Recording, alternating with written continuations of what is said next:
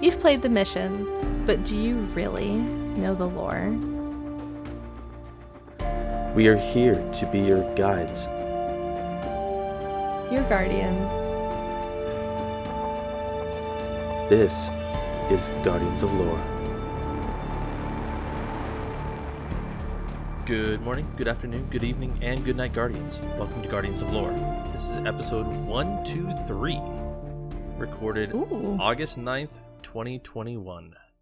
The topic for this episode is Beneath the Endless Night Part 1. We're finally covering it. Oh my god, it's been so long. Right?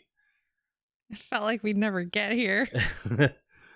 I'm going to be the host for this episode. I am Elemist. Hi, I'm Orchid. I'm also here. Kinda. I'm not hosting it though. We got some podcast info. We encourage feedback. That can be sent to us on Twitter at Guardians_lore, at Hey It's Orchid, or at I_am_elemist. You can email us at guardians_lore@outlook.com. You can leave us a review wherever you find the podcast, and if you do, let us know about it. We like reading them.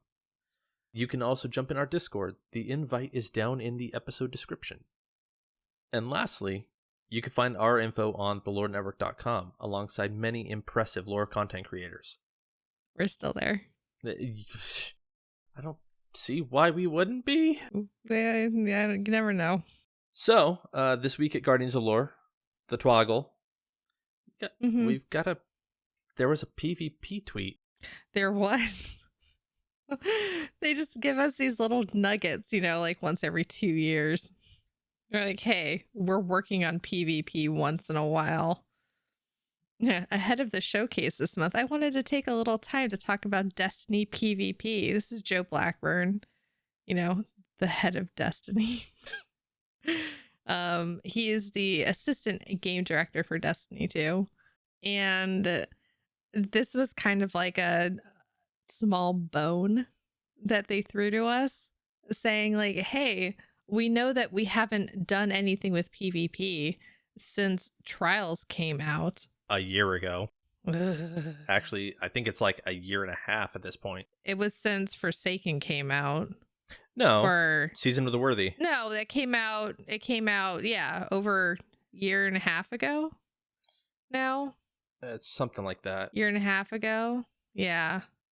Oh, jeez. This says, this year, the team has spent a lot of our future-facing effort on plussing up the current Crucible experience. You've seen some of this already in stasis balancing, reputation updates, and shifting weapon metas. And I'm like, no. You already know. I'm sorry. You don't get a thumbs up for me on that. I'm sorry. Considering stasis was shipped broken? Yeah, none of that. You don't get to break a thing and then pull it back and then be like, we're listening. I'm sorry. I'm not going to give you that anymore. You don't get any of that anymore. You don't get a we're listening. You don't get a we're listening thumbs up from me anymore. No. Transmog, what? Exactly. Yeah, no. You don't get that anymore from me. At this point, it seems like a pattern. It's a pattern. That's why you're not getting it from me anymore. And it seems really shitty coming from me and like me saying it out loud, but yeah, I don't know. It says like the first half of 2021, we've been working on the foundation. And the foundation is just fixing the shit that was super broken. And fixing weapon metas that's something that they're always doing. Like that happens every season. It's not something that happens every season. Like changing the meta is constantly shifting. Like that's not something you get to be like, yay, we fixed it. Like, no, that's something you always do. You're always tuning that. We always get a sandbox change every season. Like we get weapons changes, we get super changes.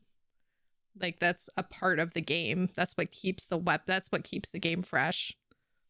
Or if it was stale, we would stop playing it. Like we'd come and we'd like poke our head in and see like, oh, is the game good? No? Okay, bye. Heck, that's kind of how I approach Iron Banner. Exactly. And that's how a lot of people do too. A lot of the tweet says that they want consistency. They want it to feel predictable.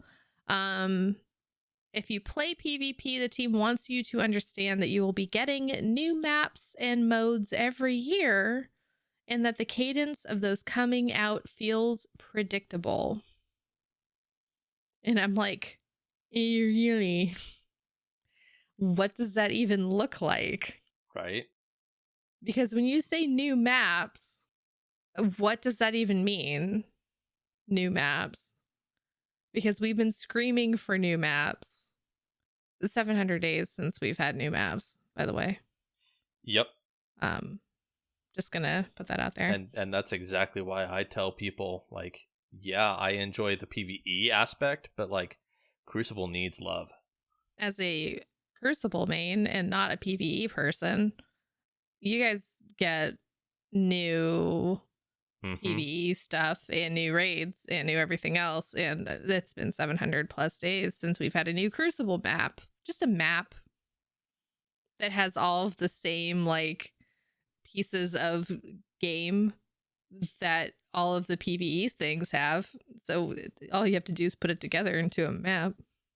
Like, just I'll make it myself. Like, I would love to see 2 maps come out for Europa. Right. One in the icy. Heck, like you could do 3. One in the icy area where like the colonists live, one in the Vex part of it, and then one in the Braytech part of it. Like that would be perfect. I would love something like from the raid turned into a Crucible map. From like the crashed space station. Or even like Atrax turned into like some sort of like dual level. Oh, that would be cool. Like, from this space station, like up in space, turned into a Crucible map. Like that part at the end. That would be cool. I would love that turned into a Crucible map. But they are talking about, it says, when we upgraded our engine with Beyond Light, it means we had to hand port all of our Destiny 2 maps and modes. So while it seems from the outside like we're just pushing a button, there's a significant lift from the team to get more of this content back in rotation. After reprised maps in Season 16, Season 17 will come with a brand new map. There are a bunch of new environments in Destiny 2, and we're excited to start bringing them into Crucible. So... finally, yeah. So not even with the release of Witch Queen. They're talking... No, actually, it is with the release of Witch Queen. Yeah, Season 16. Yeah, so they're talking about finally, after 3 maps are being added to the rotation in 16 and 17, they will be remastering one Destiny 1 map and bringing it into Destiny 2 for the first time in Season 18. So we can be expecting 3 maps. Some of them are going to be old Destiny 2 maps that we used to have. I think it's 2 old Destiny 2 maps, 1 new map in Season 16 and 17, and then 1 old Destiny 1 map that we don't have currently in Season 18. And that's what we're expected to have next year. They're also talking about porting Rift into Destiny 2, which is what I'm most excited about. Oh my god, yes. Which is what all of us have been kind of screaming about and what we've been wanting since the beginning, because Rift was really popular. At least it was with me. I love Rift. I loved Rift. Rift is fun. You can still go back and play it in Destiny 1. It's still a thing.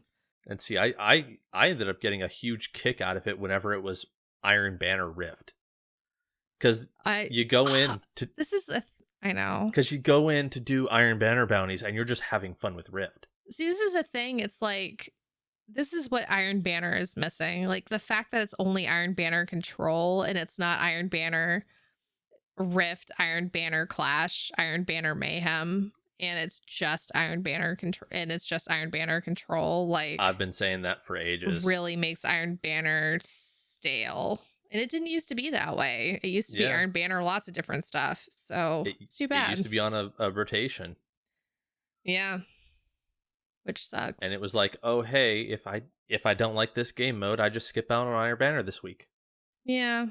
But they are working on, apparently, new modes for things. So 2022, hopefully they will have new stuff. I'm not holding my breath. So since well, and like it's saying 2022. Yeah. That could be talking the last season of 2022. So like it's possible whether they're going to, try and push it out with Witch Queen or whatever, like the actual time of release is still all up in the air. Yeah. So of the day that we're recording this, since we're recording it on the 9th of August, it has been 678 days since any new original map. 517 days since any new reprised maps. 272 days since losing 11 maps. Oof. If you really want the countdown, since I have them in front of me. I didn't realize that they took that many maps away. Yeah. We lost half our maps. Oh, I if not more. I know. Because like I'm feeling it now. I jump into Iron Banner, it's like, oh hey, convergence again. Yep. 11 maps. So, and a lot of people do ask if there is a lore reason why we lost the maps. I'm like, no, because two of the maps we have make no sense because they're on Io and Titan, they're on Io and they're on Titan and Mercury. So, yeah. Like, they're on 3 of the planets that are no longer with us. Yep. So, but no, they're simulations now. No, they don't say simulations. They literally just say Io or Titan. And even then, simulation. Okay, how are you simulating it? The Infinite Forest was on Mercury. That's no longer there. Yeah. Like, how? Yep. But, keeping it positive, if it's going to be 53 days until 2 years without any original map. So I'm keeping it positive. Ooh. Ow. Keeping it positive. Ow. You're welcome. That positively hurt.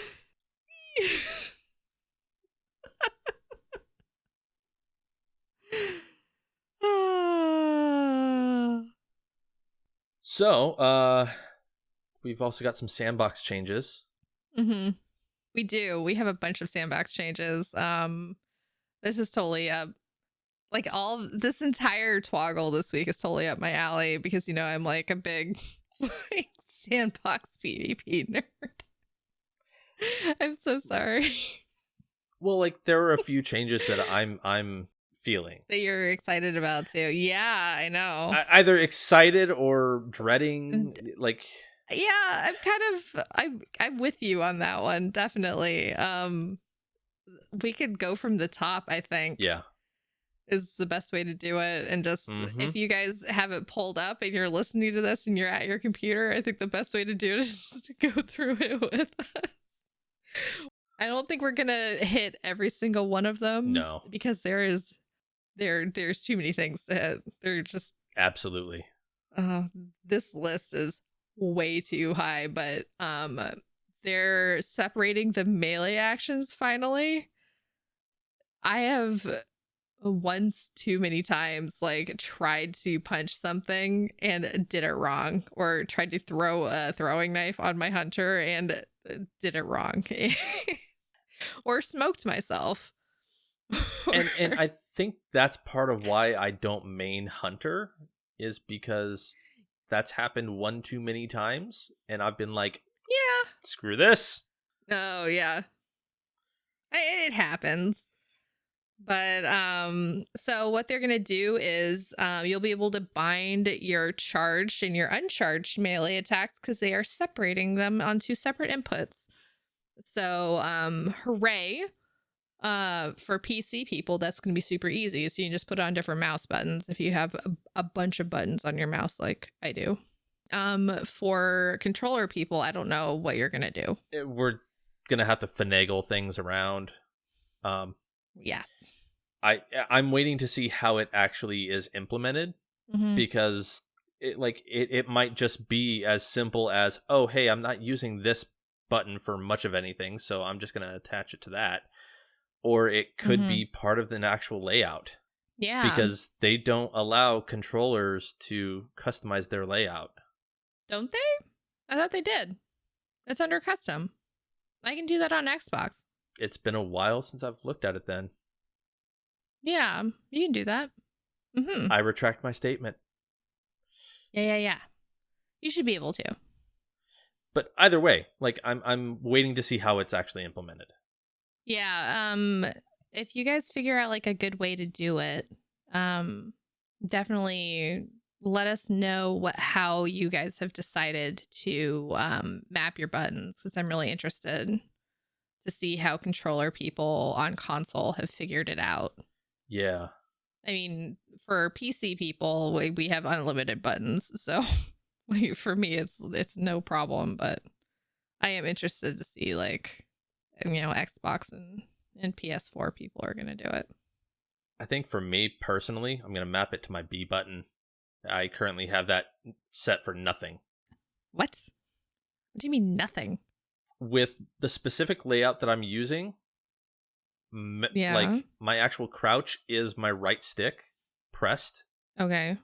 So B is the inspect player, like in the overworld thing. Oh.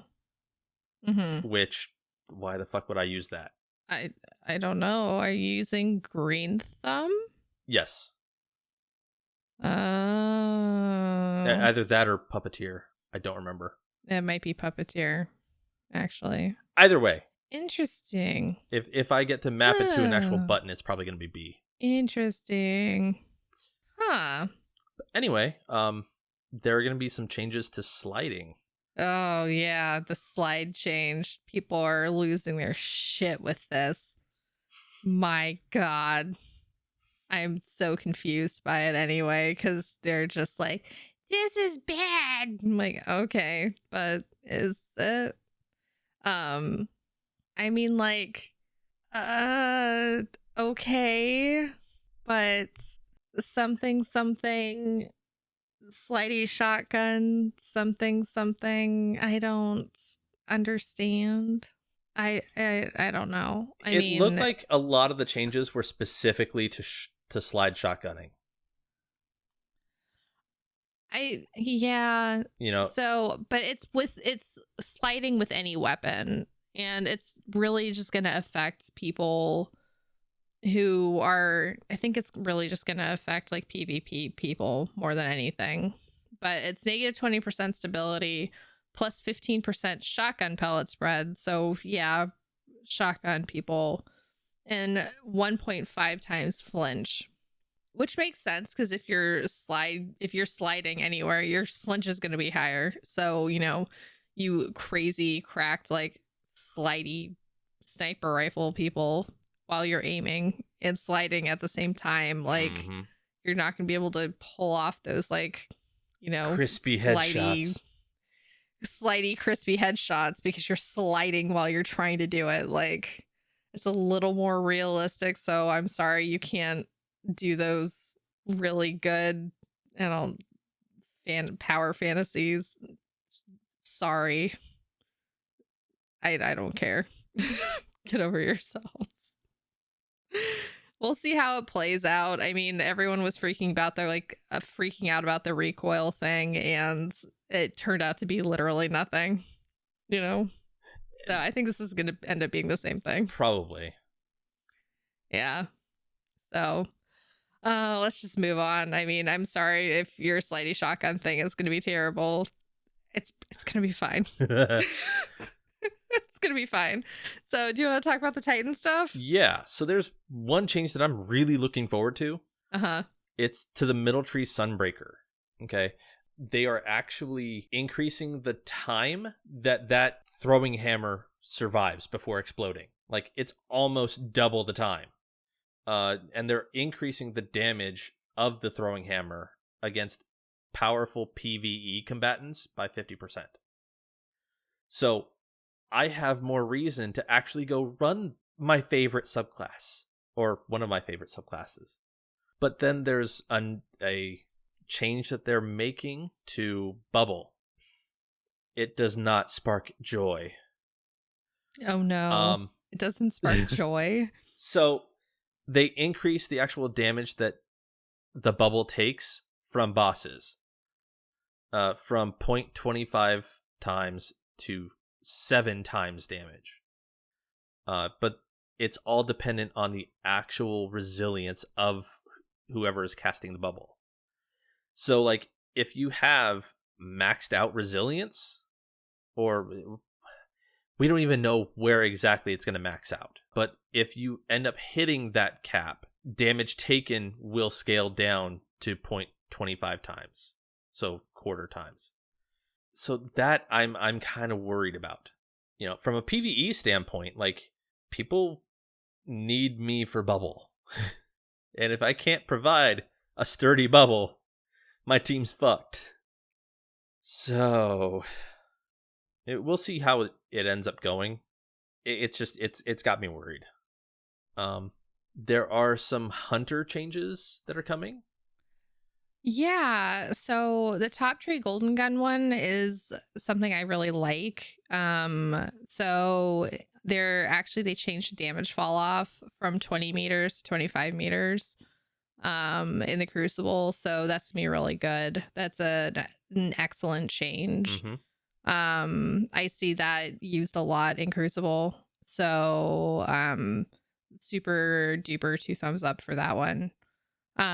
There's a lot of good arc starter shit, so yay for arc starter people. Absolutely. There's also a really good nerf to ghost knives, so sucks to be ghost knives people. Suck it hard. Suck it hard. I'm really sorry for you ghost knives people. Yeah, they actually I did like what they said, as the fantasy of this ability is that of a stealthy assassin and not a stealthy raid boss. We decided to tone down the damage reduction. I'm like, oh my god. What the fuck? Oh, I love like, that. It's so true, but actually, yeah. I love that. But it like, these patch notes are so good. Like, the snark is good. The snark is like very good and very warranted. Yeah. Oops. So, but it does look like the actual nerf is going to be minor. It's pretty minor. It reduces the damage during your super from 52 to 47%. And there's an additional damage reduction when you're invisible from +5 to +3%. So it's not actually that bad. But I think it's going to be a good change. It'll be a good balance. Yeah. There is a bunch of Warlock changes that I have opinions about. The Warlock main having opinions about Warlock nerfs and changes. What is this? They are they're reducing the damage versus close range supers for the stasis one in PvP, and I'm like, why? It sucks already. You're just gonna make it worse? Okay, that's cool. Neat. They're doing weird nerfs to Top Tree Dawnblade and doubling down on heat rises, which few people really use. I mean, I eat my grenades, so I can like AC 130 people with my Arbalest in Crucible, mainly in trials, because it like really irks the shit out of people. It makes them really mad. I've been killed by warlocks who do that in Iron Banner. Yeah, it makes people really mad. They get super pissed off. So they are increasing the duration of heat rises considerably to 15 seconds. For speedrunners, this is very good news. Like, speedrunning community is gonna love this. This is excellent. So, Icarus Dash, unfortunately, is only 1 air dodge every 4 seconds now instead of 2. But if you eat your grenade and then do it, you get 2 dodges every 5 seconds. So, you know, okay, if you are pretty conservative about it, you'll be able to get very far across maps. Cool. Unfortunately, your location now appears on enemy radar, so that's bad. A good thing about it is that you never appeared on radar before because you were always above their radar. So you could always kind of like sneakily sit in space and kill people because they wouldn't know where you were. Not anymore. That sucks. I just wonder how they're actually going to appear on radar. Like, is it going to be the whole sector thing, like normal radar, or is it going to be a specific blip? Probably a dot. I don't know. We'll have to see. Because like that could We'll change see. it. That could change how good or bad that nerf is. Yeah, we'll have to see. They also did a bunch of changes to Well. It has the same nerf that Bubble has for PvE, which we'll have to see how that is. There's a weird buff in the Crucible because this isn't something that you really use in Crucible. And I'm confused by this decision. It's like someone says, hey, what's a super that no one uses in the Crucible? And someone's like, well. And they're like, okay, well, let's make them use it in the Crucible. And they're like, all right, we'll just give it crazy power. So you're not going to get frozen in it anymore, but we're going to make your sword really shitty now. So now your sword's going to get frozen instead. Now see, this one I actually have opinions on. Okay. So, like Orchid said, it's the same nerf, except the actual damage is like 1.5 times instead of times 7. Uh-huh. But the thing is, they're basing the actual sword health and resilience off of the Warlock's resilience stat. Yeah, I don't understand that. We don't do resilience, really. Right. I'm confused by that. That's the thing that's pissing me off. I'm like, why? Why would you do that on resilience? Like, do it on something like we do recovery, or we do like super, or like they do it based on something else. I think they looked at Warlocks and they were like, what stat don't they use? Resilience. Let's make them use it. Why? Maybe because I don't know. It doesn't make any sense. It doesn't make any sense. I don't know. The whole thing doesn't make sense. I'm very confused by the entire thing. I'm sure it's I don't know. We'll have to see what it does. I'm just going to end up changing like whatever like mod I have on my like Phoenix Protocol. Yeah, that one. I'm just going to have to put a resilience thing. I don't even main Warlock, and I got that before the Warlock main. Like, what? I don't know what it's called. You know, I don't know what anything is called in Destiny. I just call it the Phoenix Feather outfit. I don't fucking outfit. I just know what it looks like. And I grab it out of my vault and put it on because people tell me, okay, you're running well for this. God. I don't know. Okay, I play Crucible, so I don't do the activities with other people. And when I do, they say you're running well for this. And I say, okay, I'll grab the thing. Like, see, this just sounds like you've got a list of excuses and you're just going down the excuses to see which one actually sticks. Yeah, that's pretty much what it is. Anyway, so that one will be really interesting. They are finally fixing Chaos Reach. I'm happy about them finally fixing it because it got super borked when Beyond Reach when Beyond Light came out. Oh, it was getting kills Beyond Reach. It was, yeah, beyond walls and everything. Beyond this wall, beyond that wall. Oh goodness. Beyond that rock, beyond that. God. Jesus Christ. So that'll fix a lot of stuff. It's mainly you're gonna have to be a little more precise with the beam because they're fixing it. So it looks like they're super nerfing it, but they're actually like fixing the way the collision works. So it'll fix the way it actually works with like the wall and collision damage. Trust me when I say they're fixing the way it's not going to hit you through walls anymore. That's what they're doing with it. So, hooray. Yep. The one I'm most excited about is that they're buffing my Andes. Guys, Andes are back. Andes are back. I'm so excited. I'm going to be an Andes man again. Hooray!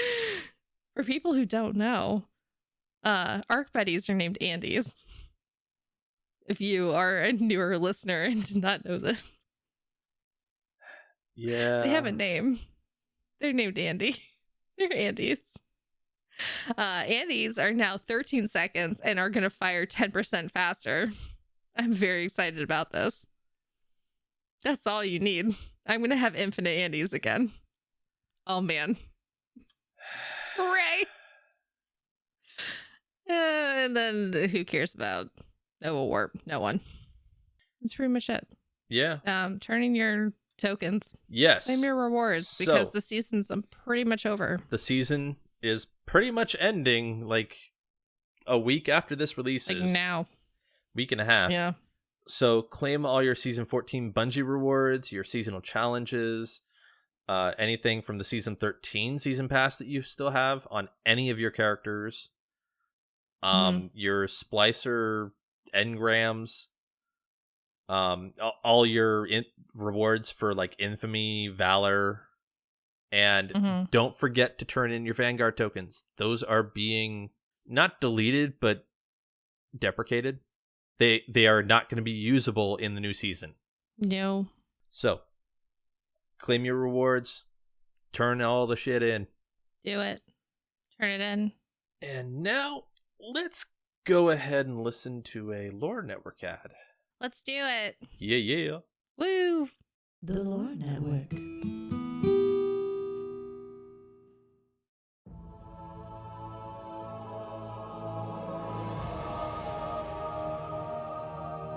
Have you ever wished that someone could just read you the lore?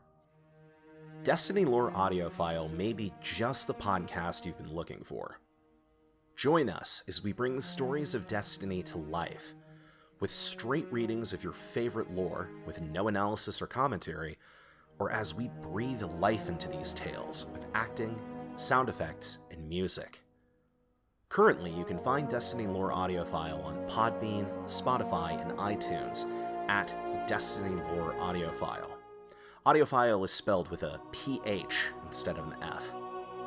You can find both readings and radio dramatizations of selected lore books and web lores by talented voice actors from the Destiny community. Episode releases will be announced from our Twitter pages, at HeyIt'sOrchid and at RendelZevis, so be sure to follow and subscribe so you don't miss a single performance. See you there. That was such a good ad. Oh man, my ear holes. They've been fulfilled. I feel a rumbly in my soul. Rumbly in my tumbly.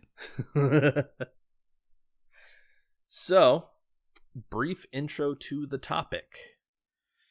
This lore book was obtained throughout the season of the Splicer by completing the seasonal quests that came out weekly. Yes. And this is kind of a supplemental book, just like From the Front was during Season of the Chosen. It's kind of one of those you had to have been there books. Yep. So like reading it by itself and not having played the season, it makes it kind of complete nonsense. Yeah, it does. Okay, hold on. Can I just say before we read it, I really don't like the way Bungie does that. I agree. Like, if I'm going to read a lore book, I really want a complete lore book that makes sense. I agree. Because, like, it's fun in practice, or in theory, to set it up this way. Because they'd be like, oh, hey, they'll get the weekly thing done, and then they'll go read the entry. Right. But in practice, that's not how it's done. No. It's not done that way because I'm going to read the entire lore book on its own. And that's how it's always been done. I'm going to read the entirety of like Forsaken Prince, or I'm going to read the entirety of Maracena, or I'm going to read the entirety of Chronicon, or I'm going to read the entirety of, insert lore book here, The Pigeon and the Phoenix. I'm not going to read the entirety of Beneath the Endless Night, or I'm not going to read that like piece by piece as I get it. That's not how I read lore books, because reading the Forsaken Prince piecemeal makes no sense. Right. Yeah. Like, why would I do that? No other lore book until this year has been that way. So, like, we've been conditioned to not read lore books this way. And so it really irritates me that they started doing this. And it's, at least for everybody that isn't a new player, that's not how we've been reading lore books. So, I mean, if you have been reading lore books or have been reading this lore book each week, like, good for you. Like, congratulations for keeping up on it. I think I know one person who has. That's about it. I mean, it's good to have kept up on it. And I tried to do that each week, but I didn't want to ruin the book and read all of it when it came out, because I knew that a lot of it would be out of context. Yep. But at the same time, like, I'd forget each week to not read it. Yeah. So, or I wouldn't play for a week. Right. So then when you actually get back to it, it's like, oh, hey, what entry am I on? Exactly. So there's my pre lore book reading commentary. There's your brief intro to the topic. Sorry. Lol. Thank you for coming to my TED Talk. That's the end of this podcast. Goodbye. Do you want me to read this first chapter? Yeah. Okay. This is chapter 1, Acceptance. I'm the most qualified for this. Crow's voice reverberated off the immense window, making the Vanguard commander's office feel even more cavernous than it was. At night, the edges of Zavala's office were usually dark, but the miasma of Vex energy that swirled in the city below made it even more so.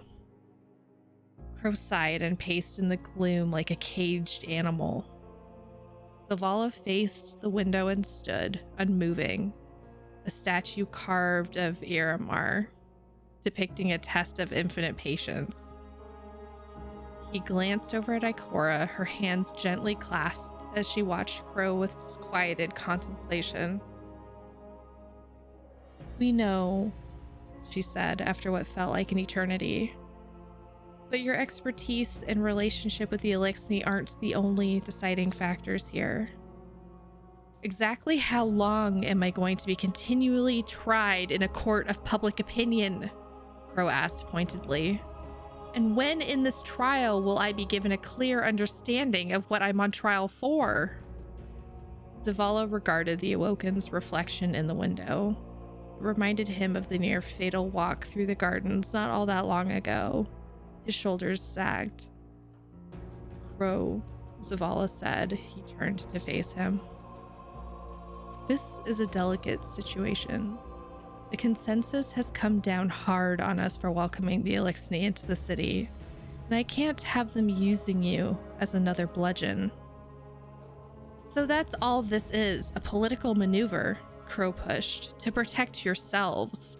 No hard feelings, nothing behind the looks you give me when you don't think I'm watching? Zavala stiffened, and Crow sensed the conversational temperature in the room change. This matter aside, if your past identity became public before we have a plan in place, it could cause considerable harm to you and to the people you care about, Ikora said evenly. People who have come to care about you, she added. For a long time, no one spoke, and when Crow did, his voice was small. Then what? I keep hiding from the shadow of the man I was before? Forever? Not forever, Ikora said firmly, but for now. Crow shifted his focus to Ikora and saw the hurt in her eyes. He'd seen it in Amanda's, too, whenever she spoke of the dead. Without another word, he nodded and left. Ikora closed her eyes, and the breath she'd been holding slowly left her. He's going to Osiris, she warned. And if Osiris is half the leader he's shown himself to be, he'll tell him the same thing, Zavala said with great fatigue, finally sinking into his chair. In the momentary silence that settled between them, Ikora felt an unspoken reciprocation of their generation's old friendship. I don't know how long we can protect him, she confessed. Neither do I.